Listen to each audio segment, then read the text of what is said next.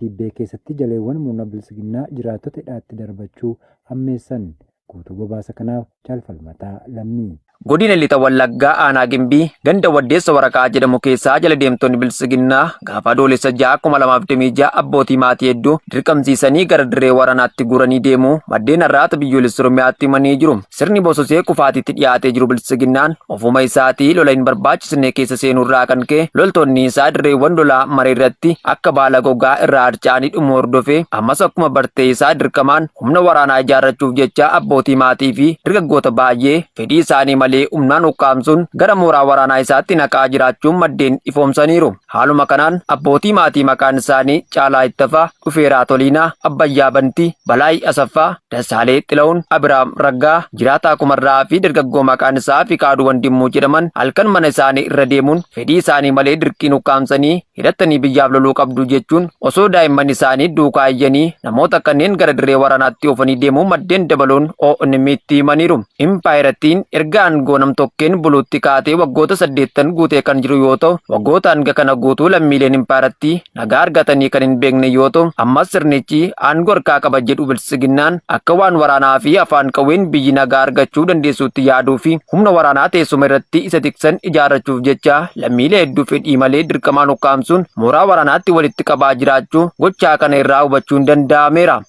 Aanaa Gimbii keessatti lukkeeleen bilisiginnaa uummata dirqisiisanii gara leenjii waraanaatti guuruu jabeessan. Jaalwabii biyyaa dabalata qaba. Godina Lixa Shaggar Aanaa Baakkoo Tibbee keessatti jaleewwan murna bilisiginnaa jiraattota hidhaatti darbachuu ammeessanii jiraachuu maddeen odeeffannoo har'aata biyyoolessa Oromiyaa ifoomsan. Ganda Odaa Haroo jedhamu keessaa loltoonni hawaasa meeshaa maleessa dararuuf ajaja Koloneel Abiyyi Ahmediin bobbaafaman namoota maqaan isaanii Galuushaa Likkaasaan, Baacaa Likkaasaan, Addisuu Caalaan, Giiloo fi Lachiisaa kanneen jedhaman torban darbe keessa hidhaatti darbatanii raarsaa jiraachuu jiraattonni gandichaa ibsaniiru. Qonnaan bultoonni kunneen hirmaannaa siyaasaa kam keessaa osoo isaan hin qabaanne deeggartoota waraana bilisummaa Oromooti jedhamanii yakkamuun hidhaatti darbatamuun isaanii eerameera. Aanicha guutummaa keessatti ergamtoonni faashistii bilisiginnaa umuriin impaayirattii dheeressuuf tooftaa garaagaraa uumanii halkanii fi guyyaadhamaan hawaasa raarsaa jiraachuurraa kan ka'e jiraattonni akkatti ba'anii galan dhabanii yaaddoo hamaa keessa jiru. Aanaa Shanan Dhugoo keessatti hidhattoonni bilisiginnaa qonnaan bulaa tokko irratti reebicha raawwatan.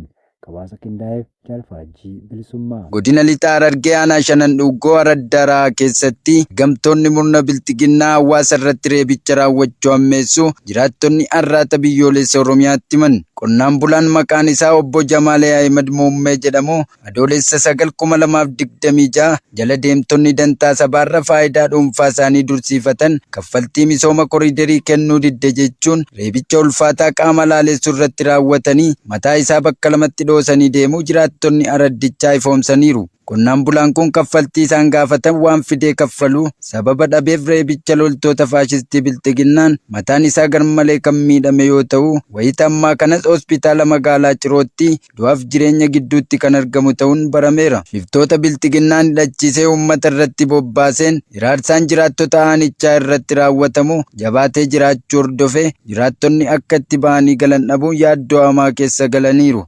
Aanaa Meettaa keessatti ergamtoonni bilisiginnaa jiraattota qeerraa buqqisuu fi hidhanii iraarsuu jabeessanii itti fufan.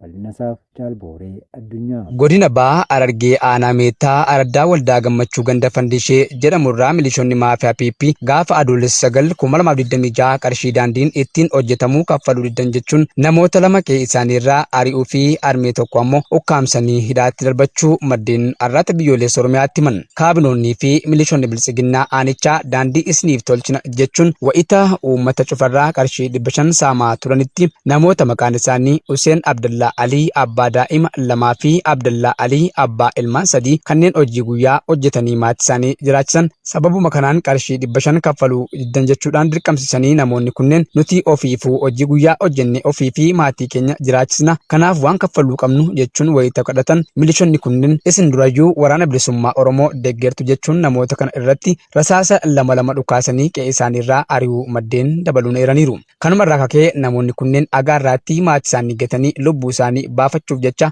akka bineensaa bosona keessa jiraachaa akka jiran ta'uu dabaluun addeessanii jiru. Kana malees araddichuma irraa gareen shiftoota bilisiginnaa kunneen gaafa adoolessa 10 ammoo armee jiru dhuunfaa isheef karaa deemtuu kan maqaan ishee Riyaanaa Muhammad Ahmed jedhamtu wayita qarshii kana gaafatan ani ofiifu karaan deemaa waan kaffaluun qabu adaraa nan dararinaa jettee osoo isheen kadhattu atis ilaalcha waraana bilisummaa Oromoo qabda jechuun daandii irraa qabanii reebicha ulfaataa erga irratti raawwatanii booda waajjira poolisii aanaa Calanqootti hidhanii agaarraatti dararaa jiraachuu dabaluun ONM'if eeranii jiru.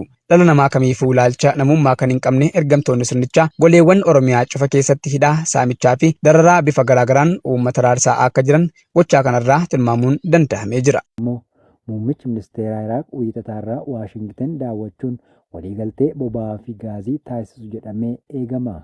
Yaadannoo Oromiyaa waan qindeeffate qaba. Muummichi ministeeraa Iraaq hariiroo tarsiimoo Ameerikaa waliin qaban gadi fageessuuf wiixataarraa Waashingtan kan daawwatan yoo ta'u, waliigalteewwan boba'aa fi gaazii qaama dhiibbaa bal'aa tumsa dinagdee, daldalaa fi investimentii ta'uu mallatteessuu jedhamee eegama.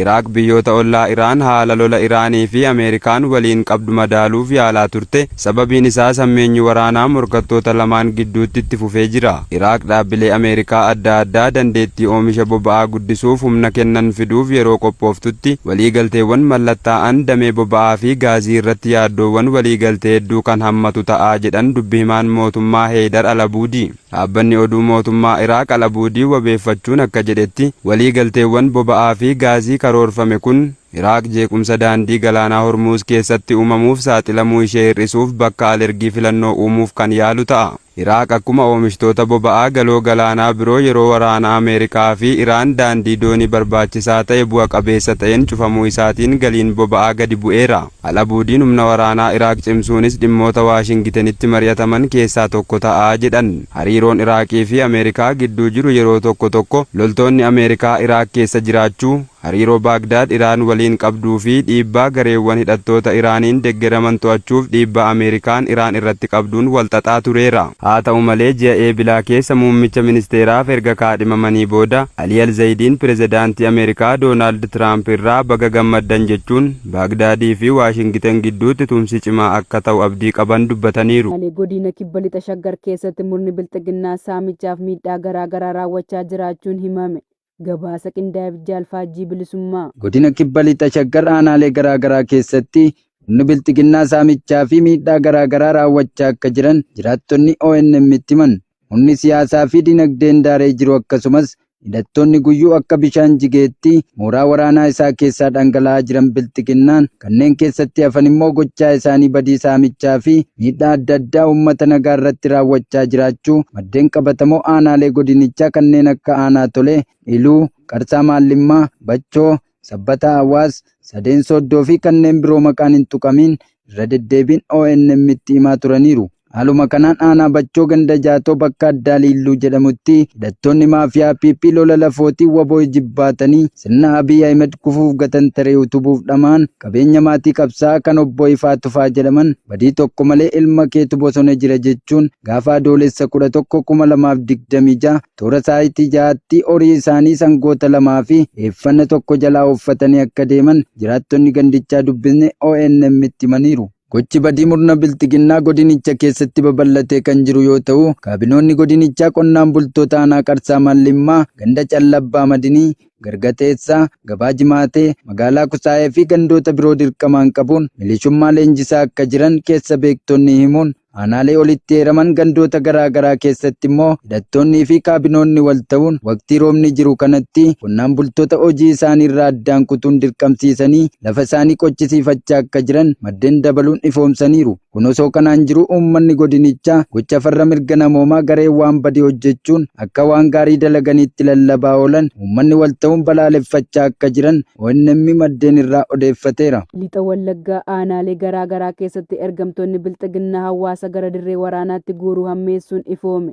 bal'inni isaa akka taanutti isiniif dhiyaata. Lixa Wallaggaa aanaalee akka Gullisoo, Gimbii fi Boojjii Coqorsaa gandoota hedduu keessatti jaleewwan bilxiginnaa torban kana keessa dargaggootaa fi abbootii maatii hedduu afaan qawween dirqamsiisuun gara mooraa waraanaatti guuraa jiraachuu maddeen arraata biyyoolessa Oromiyaatti himan. Sirni PP yeroo ammaa teessuma aangoo nam-tokkeen hoogganamuun lammiilee impaayeratti akka fedhe gochaa jiru kisaaraa humna waraanaa isa mudatee jiru jalaa bayyanachuuf jecha gandoota Oromiyaa keessa jiran mara irraa dirqamaan namoota 15 leenjisnee waraana gochuu qabna karoora jedhu hojiitti hiikuuf jecha dargaggootaa fi abbootii maatii hedduu gara lola isaan hin ilaallannetti naqaa akka jiruu fi kaan immoo qarshii kaffalaa lubbuu keessan oolfadhaa jechuun maallaqa irraa saamanii deebisaa jiraachuun maddeen ifoomsanii jiru. Haaluma kanaan aanaa Boojjii Coqorsaa gandoota akka Wandoo Kubburii, Lalisaa Boojjii, Wandoo Innamaay Koobbaraa fi bulchiinsa magaalaa Fiigaa irraa namoota 15, aanaa Gullisoo ganda Seedaa Birbir irraa namoota 15, aanaa Gimbii ganda Maraacee irraa immoo namoota 15 erga qabaniin booda dargaggoota lama kanneen maqaan isaanii Goobanaa Tuujubaa fi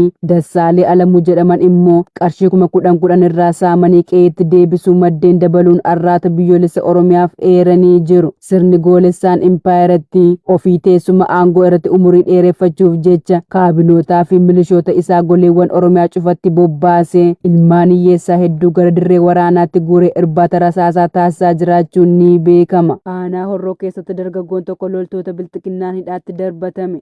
Jaalamartii Oromoo waan qindeeffatte qabdi. Godina Horroo Guduruu Wallaggaa aanaa Horroo Gandalootii aannoo keessatti dargaggoon tokko loltoota bilxiginnaan hidhaatti darbatamee iraarfamaa jiraachuu jiraattonni gandichaa ONM'f eeran. Dargaggoon kun Olaanii Dinqaa kan jedhamu yoo ta'u innis adoolessa 11/2026 osoo hirmaannaa jaarmiyaa siyaasaa tokkollee hin qabaanne maqaa deeggiraa waraana bilisummaa Oromooti jedhuun yakkamii waajjira poolisii aanichaatti hidhamuun dararamaa jiraachuu jiraattonni ibsaniiru. Yeroo ammaa kanatti maatii fi firoottan dargaggoo kanaa akka gaafatan kan hin hayyamamneef yoo ta'u maatiin isaa nageenyaa fi fayyummaa isaaf yaaddoo keessa kan jiran ta'uu fi aanicha keessatti gidiraan akkasii dargaggoota nagaa irratti raawwatamuun hawaasa biratti yaaddoo guddaa uumee jiraachuus eeraniiru. Magaalaa Naqamtee keessatti ergamtoonni bilxiginnaa namoota hedduu hojii basaasummaa irratti bobbaasaa jiraachuun eerame. Guutuu gabaasichaaf Jaal Urgufaa Diinaa. Godina Baha Wallaggaa magaalaa Naqamtee keessatti ergamtoonni bilxiginnaa namoota hedduu hojii basaasummaa irratti bobbaasaa jiraachuu maddeen arraata biyyoolessa Oromiyaatti himan. Jaleewwan sirnichaa torbaan darbee irraa eegalee magaalaa Naqamtee keessa deemuun namoota kophee qulqulleessan kanneen meeshaalee tokko tokko gabaa keessa deddeebisanii gurguran, ijoollee hiyyeessaa namoota daandii irra jiraatan, hojii dhabeeyyii fi namoota ergama isaanii dhugoomsuu danda'an mara irra deemanii maqaa galmeessuun walgahii waamaa turuun maddeen odeeffannoo ONM'f ifoomsaniiru. Akka maddeen itti dhiyeenyaan hordofanii manitti ergamtoonni bilxiginnaa namoota maqaa isaanii galmeeffatan kanneen gara fuulduraatti qarshii muraasa itti kennuun leenjii basaasummaa leenjisanii magaalichatti bobbaasuuf kan karoorfatan ta'uu himaniiru. Basaastonni galmaan leenjii gara fuulduraatti fudhataniin haalaa fi sochii magaalichaa hordofuu, sabboontota ilmaan Oromoo adamsanii qabsiisuu fi waan danda'an hundaan bilxiginnaa bira akka dhaabbataniif kan karoorfame ta'uun barameera. Lukkeeleen bilxiginnaa haala irratti baramuu hin dandeenyeen tooftaa haaraa tola ooltummaa fi maqaa adda addaa dhahachuun basaastota dhibbootaan lakkaa'aman magaalicha keessatti hedduminaan bobbaasanii kan jiran ta'us maddeen odeessichaa dabaluun addeessaniiru. Zelenskii yeroo muummittii ministeeraa Yuukireen aangoo gadhiisanitti jijjiirraa kaabinee guddaa beeksise. Jaal yaadannoo Oromiyaa dabalata qaba. Muummittiin ministeeraa Yuukireen aangoo gadhiisuu ishee kan mirkaneessan pirezidaantii Volodimiir Zelenskiin mootummaa jijjiirraa fi kaabinee amma jiru bakka buusuuf karoora qabaachuu isaanii erga labsanii yeroo muraasa booda kabaja mootummaa hoogganuu argachuu kootti nan boona. Garee mootummaa guutuu hojii keessaniif galatoomaa jechuun Yuuliyaas Viriyeedeenkoo dilbata kaleessaa feesbuukii irratti barreessiteetti. Kanaan dura Zelenskiin teelegiraamii irratti Yuukireen kaabinee haaromfame akka barbaadduu fi jijjiirama kana irratti muummicha ministeeraa aangoo gadhiisaa jiran waliin mari'achuu isaanii dubbataniiru. Jijjiiramni kaabinee haaromsuu akka barbaadu walii galle. Yuuliyaan hojii bu'a qabeessa akka muummicha ministeeraatti hojjetteef waggootaaf hojii oomishaa akka qaama garee Yuukireenitti hojjetteef galateeffadheera. Akkasumas naannoo hojii barbaachisaa haaraa akka hooggantuuf yaada dhiyeessee jedhan. Sivriyeedenkoon waggaa tokko hin guunne erga adoolessa 17 bara 2025 as bakka kana kan tajaajilan yoo ta'u yeroo ammaa itti aanaa muummicha ministeeraa jalqabaa fi ministeera anniisaa ta'uun kan tajaajilan Deenis Shaamahaal bakka bu'aniiru. Sivriyeedenkoon aangoo gadhiisuu isaanii hordofuun Shaamahaal hanga paarlaamaan Yuukireen mootummaa haaraa ijaaruu raggaasisutti itti aanaa muummicha ministeeraa ta'uu jedhamee eegama. Zeleniskii eenyutu bakka Sivriyeedenkoo akka bu'u hin dubbanne. Sababa jijjiirama kanaas bal'inaan hin ibsine. Ibsa xaa irratti kenneen Zeleniskiin hojiiwwan Yuukireen argachuu qabdu hedduu tarreesse. Kanneen keessaa gara gamtaa Awurooppaatti makamuu fi naannoo daangaa ishee cimsuu dabalateeti. Akkasumas namoota adda addaa ramaduudhaan dameewwan imaammata alaa adda addaa bulchuuf karoorfachuu isaanii ibsaniiru. Jijjiiramni kun caffee ministeerotaa haaromsuu akka barbaadu murteessinee jedhan Zeleniskiin osoo bal'inaan hin ibsin dubbate.